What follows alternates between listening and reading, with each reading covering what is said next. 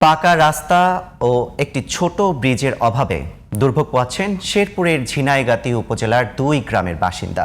তাদের যাতায়াতের একমাত্র পথ একটি কাঁচা সরু রাস্তা আর মালেঝি নদীর ওপর তৈরি বাঁশের সাঁকো। ফলে রোগী নিয়ে হাসপাতাল যাওয়া কিংবা শিক্ষার্থীদের যাতায়াত সব ক্ষেত্রেই ভোগান্তি পোহাতে হয় ঘাগড়া, লস্কর ও শালদা গ্রামের বাসিন্দাদের। শেরপুর প্রতিনিধি মনিরুল ইসলামের রিপোর্ট, জানাচ্ছেন তানিয়া আহমদ। কেসারেন শেকড় থেকে শিখরে।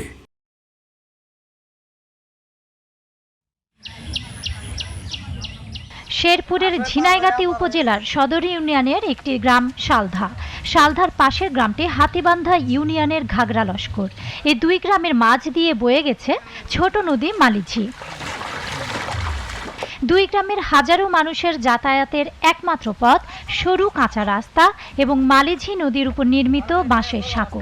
যাতায়াতের অনেক সমস্যা হয়, বৃষ্টি হলে পরে, বন্যা হলে বাচ্চা নিয়ে স্কুলে যাওয়া যায় না। হাল চাষ করা যায়, যাতায়াত অসুবিধা, বন্যা আসলে আরো সমস্যা। বর্ষায় মাটির সরু পথটির কোথাও কাদা, আবার কোথাও পানিতে তলিয়ে যায়।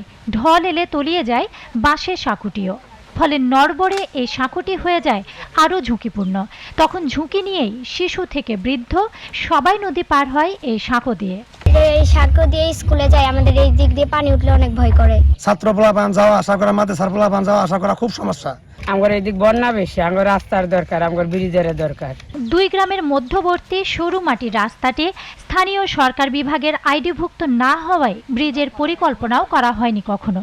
তবে স্থানীয় জনগণের চাহিদার পরিপ্রেক্ষিতে সড়কটি আইডিভুক্ত করে ব্রিজ নির্মাণের প্রস্তাবনা পাঠানোর আশ্বাস দিয়েছেন এই কর্মকর্তা। আমরা এটা আইডিভুক্ত করে ব্রিজের প্রস্তাব আমরা ঊর্ধ্বতন কর্তৃপক্ষকে অবহিত করব এবং এলজিডির মাধ্যমে বাস্তবায়ন করা সম্ভব হলে আমরা উক্ত স্থানে একটি ব্রিজের প্রস্তাবনা দিব এবং ডিপিপিতে অন্তর্ভুক্ত করার জন্য আমরা ব্রিজটি তুলে ধরব। এলাকাবাসীর আশা, রাস্তাটি দ্রুত আইডিভুক্ত করে পাকা করার উদ্যোগ নেবে কর্তৃপক্ষ। মালিঝি নদীর উপর নির্মাণ করা হবে bridge. Tania Ahmad, GTV news.